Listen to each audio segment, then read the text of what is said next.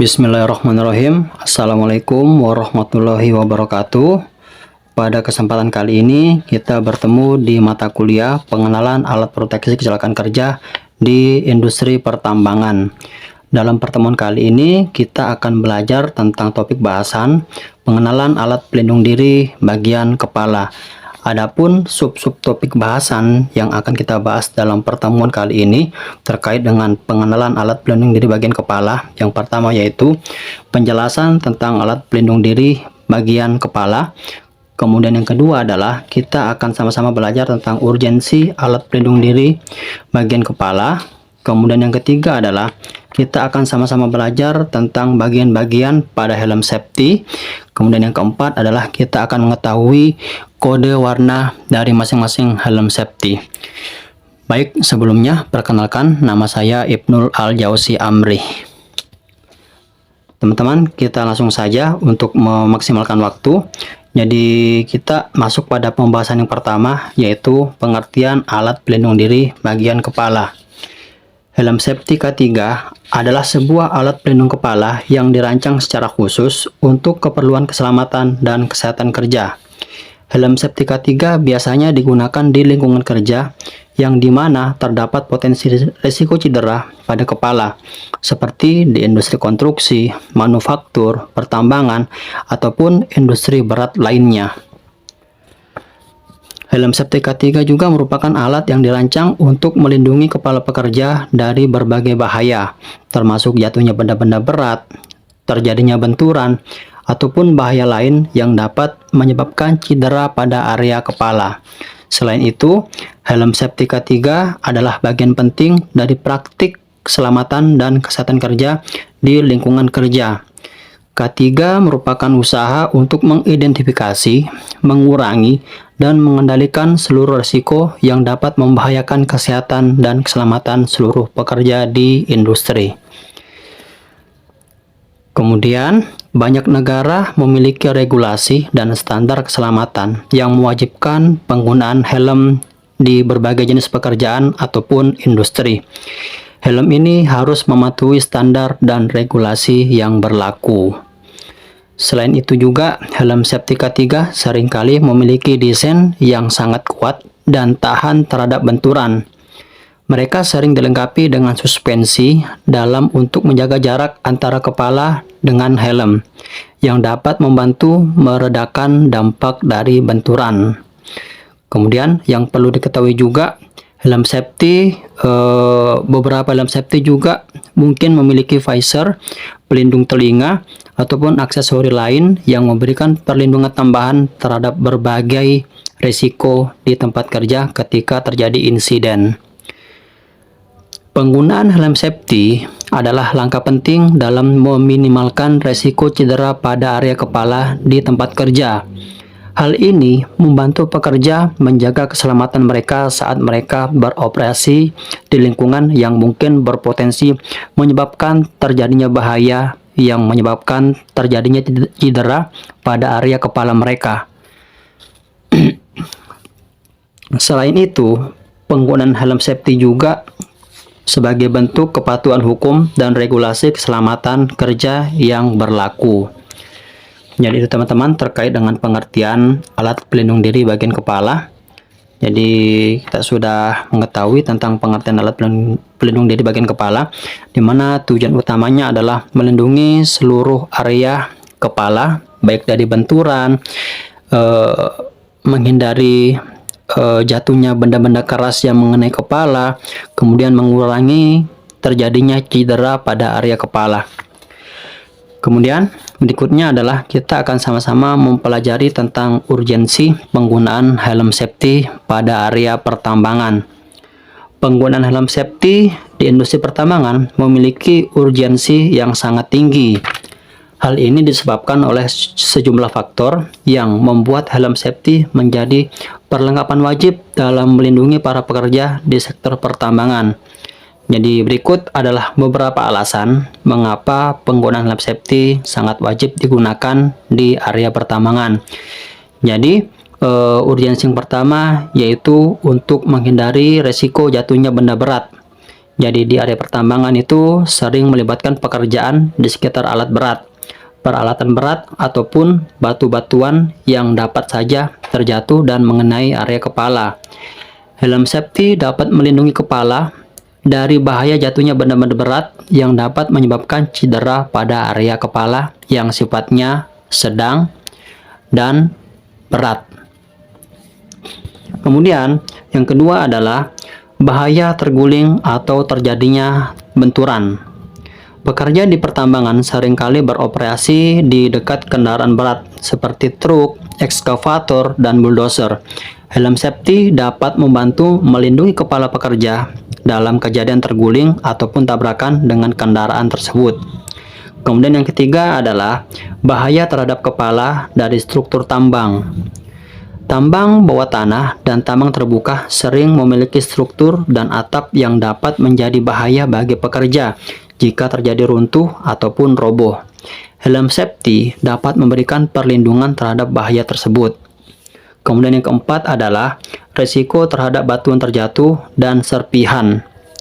Selama proses pengeboran atau peledakan, ada risiko batuan terjatuh ataupun serpihan yang dapat melukai kepala pekerja. Kemudian, helm safety dapat mengurangi cedera akibat serpihan tersebut. Kemudian, yang kelima yaitu perlindungan terhadap paparan debu dan gas. Beberapa pertambangan melibatkan paparan debu dan gas berbahaya. Helm safety dapat dirancang dengan pelindung untuk mata dan saluran pernapasan yang dapat membantu mengurangi paparan tersebut. Kemudian, yang keenam adalah kepatuhan regulasi. Banyak negara memiliki regulasi yang mewajibkan penggunaan helm di area pertambangan sebagai bagian dari program keselamatan dan kesehatan kerja. Kepatuhan terhadap regulasi ini adalah suatu keharusan dan dapat menghindari denda ataupun tuntutan di mata hukum. Kemudian yang terakhir yaitu sebagai kesadaran keselamatan. Penggunaan helm safety di pertambangan juga menciptakan kesadaran keselamatan di antara pekerja. Hal ini sangat penting untuk menciptakan budaya keselamatan yang kuat dan mendorong pekerja untuk mengambil langkah keselamatan di area kerja. Dalam industri pertambangan yang berpotensi berbahaya, penggunaan helm safety bukanlah pilihan, melainkan kewajiban. Ini adalah salah satu langkah penting yang dapat membantu melindungi pekerja dari berbagai risiko dan melindungi pekerja dari berbagai bahaya yang mungkin terjadi selama bekerja di area pertambangan. Baik teman-teman, itulah beberapa urgensi penggunaan helm safety di area pertambangan. Jadi sangat penting untuk menggunakan helm di area pertambangan karena di area pertambangan memiliki resiko yang sangat besar terhadap terjadinya cedera pada area kepala. Baik teman-teman, selanjutnya kita akan sama-sama belajar tentang jenis dan kelengkapan pada helm safety. Di industri pertambangan, penggunaan helm safety sangatlah penting untuk melindungi pekerja dari berbagai risiko dan bahaya yang terkait dengan lingkungan kerja mereka. Jadi berikut ini adalah beberapa jenis helm safety yang umum digunakan di area pertambangan beserta fungsinya.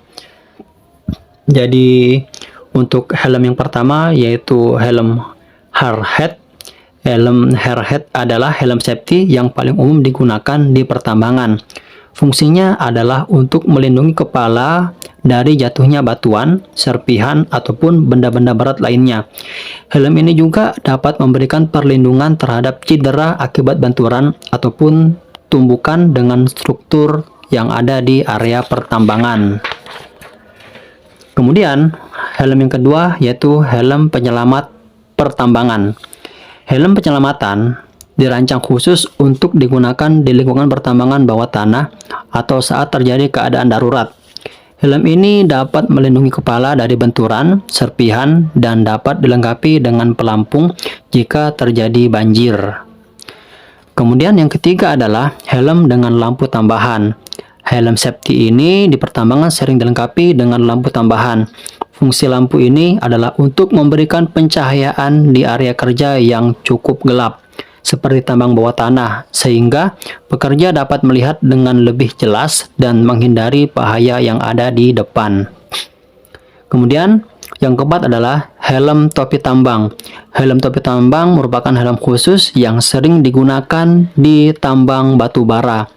Helm ini dilengkapi dengan penutup leher yang dapat melindungi pekerja dari debu serta serpihan batu bara yang mungkin akan terjatuh. Kemudian, yang kelima yaitu helm dengan sistem komunikasi. Beberapa helm safety di pertambangan dilengkapi dengan sistem komunikasi yang memungkinkan pekerja untuk dapat berkomunikasi dengan rekan-rekan kerja mereka di lokasi kerja yang berbeda. Ini penting untuk melakukan koordinasi demi keamanan pekerja yang lainnya. Kemudian yang keenam yaitu helm welding. Di pertambangan, ada situasi di mana pekerja perlu melakukan pekerjaan pengelasan. Helm welding adalah helm khusus yang melindungi kepala pekerja dari percikan panas dan sinar berbahaya selama proses pengelasan. Kemudian yang ketujuh yaitu helm dengan visor atau pelindung wajah. Helm safety dengan visor atau pelindung wajah dapat digunakan di situasi di mana pekerja perlu melindungi wajah dari debu, bahan kimia berbahaya, ataupun percikan-percikan yang berupa api. Kemudian kedelapan yaitu helm dengan pelindung telinga. Helm safety dengan pelindung telinga digunakan di pertambangan di mana terdapat kebisingan yang cukup tinggi. Pelindung telinga membantu melindungi pendengaran pekerja dari kerusakan akibat paparan suara yang berlebihan. Kemudian yang kesembilan yaitu helm dengan pelindung respirasi. Helm safety dengan pelindung respirasi digunakan jika ada risiko paparan debu atau gas yang berbahaya. Mereka membantu menjaga kualitas udara yang dihirup oleh pekerja saat bekerja di area pertambangan. Kemudian yang ke-10 yaitu helm safety terintegrasi. Beberapa helm safety di pertambangan adalah helm all-in-one yang menggabungkan berbagai fitur pelindung seperti lampu, pelindung wajah, dan pelindung telinga, sehingga pekerja dapat menghemat waktu dan menjaga keselamatan mereka lebih maksimal.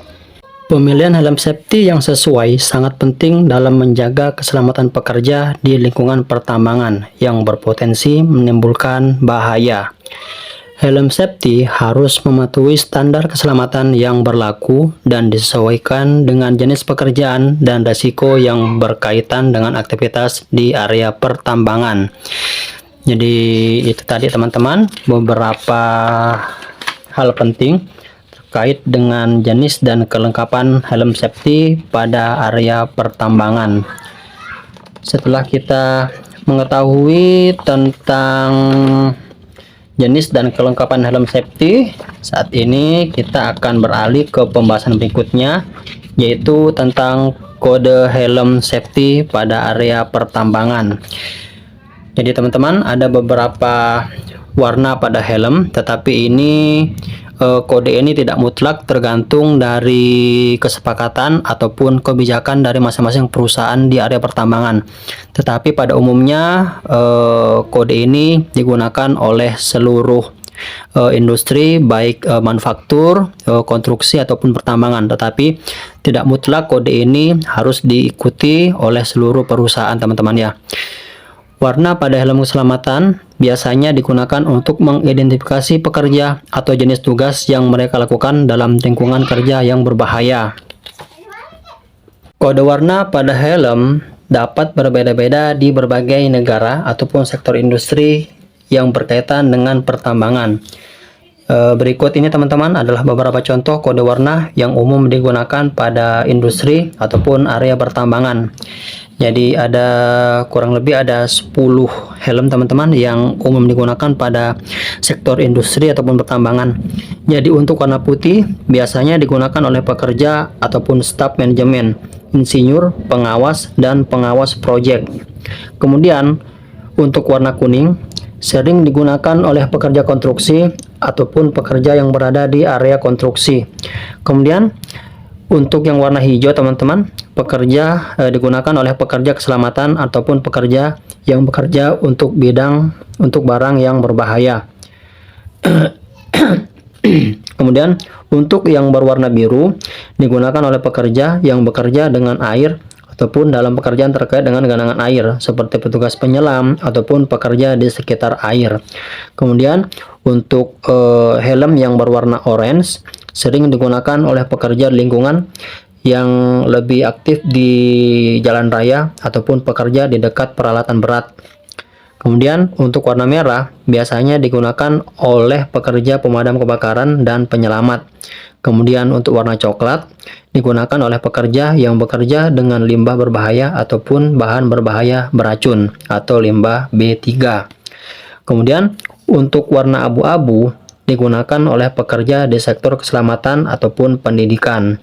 Kemudian untuk warna hitam sering digunakan oleh pekerja di industri pertambangan.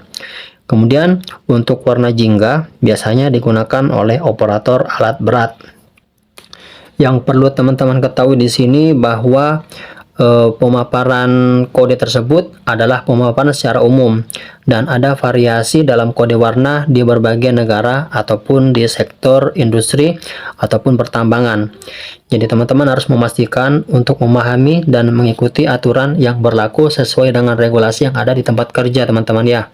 Kode warna tersebut membantu untuk dapat dengan cepat mengidentifikasi pekerja dan apa peranannya dalam situasi kerja yang mungkin memiliki potensi berisiko ataupun berbahaya di tempat kerja, khususnya pada area pertambangan. Baik teman-teman, itulah sedikit pemaparan terkait dengan pengenalan alat pelindung diri pada bagian kepala. Tentu materi ini masih memiliki banyak kekurangan, maka dari itu teman-teman perlu untuk sekiranya memaksimalkan referensi ataupun mencari tambahan bahan kajian terkait dengan pengenalan alat pelindung diri pada bagian kepala. Baik, kita sudah mempelajari tentang pengertian alat pelindung diri pada bagian kepala. Kemudian kita juga sudah mempelajari tentang urgensi alat pelindung diri pada bagian kepala.